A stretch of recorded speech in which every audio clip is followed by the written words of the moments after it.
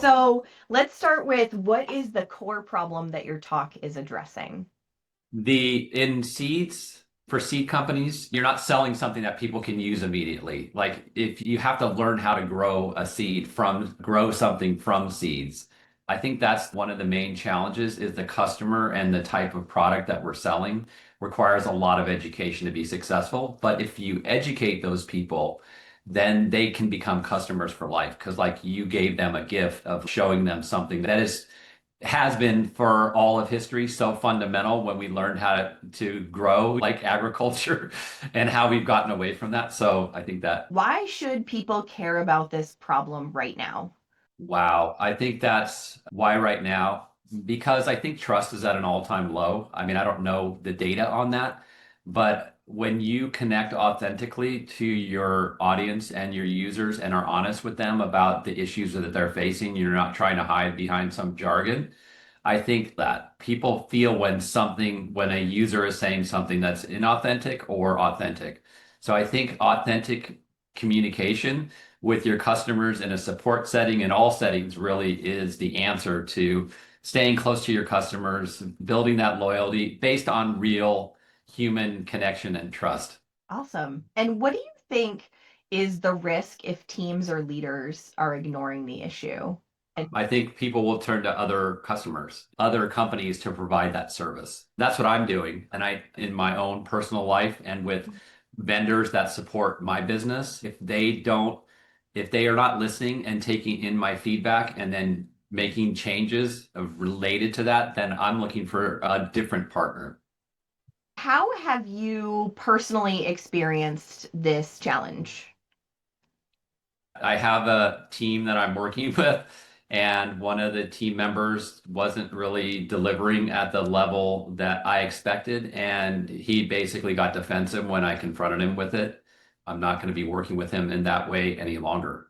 So that's an example that I just think reflects what happens in the marketplace at large when Mhm. people don't own their mistakes. What has your role been in trying to solve this? And what's it looked like across your journey in terms of Okay. really making sure that you're focusing on the customer, right? For me, finding clients that have that same value and working with them in partnership to solve customer problems in a way that is authentic and real and Mhm. not trying to just push it under the rug. So that's what I've learned. It's like I only work with people that have that same philosophy. And I kind of suss that out in my initial discussions with them and understand like what is their overall philosophy of business, of client engagement, of working with people. And so I learned early on that people aren't like that. If they aren't like that, then we're not a good fit.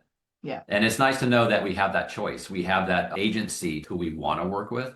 Mhm. And that's one of the things I love about what I do. I get to seek out and work with people that I see them becoming friends, partners, almost like family. But that's who I want to work with and be around are those kind of people. Yeah, the people you want to build relationships with, right? Yeah. And so when you're looking at the sort of taking those repeat support questions and turning them into insights, what do you think is the most important element of that for us to tell people about to make them want to attend your talk? What is the sort of compelling narrative that we can get a little byline on? I think it's to trust our instincts and to lean into that, especially in this era, in this time that we're at in this country and around the world where trust is at such a low state. And we can easily see why and we can understand why.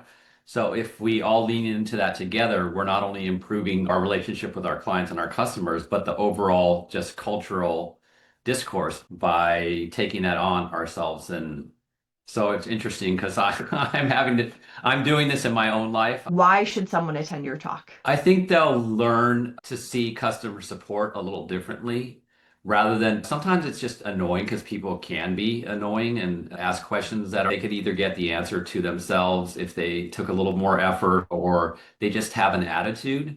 But I think if we see that as a way to refine, improve, really strengthen our business and our connections, then we can take anything. And if there's a kernel of truth to it, then why not accept it instead of becoming defensive and trying to bat it away? I know that's been challenging for me.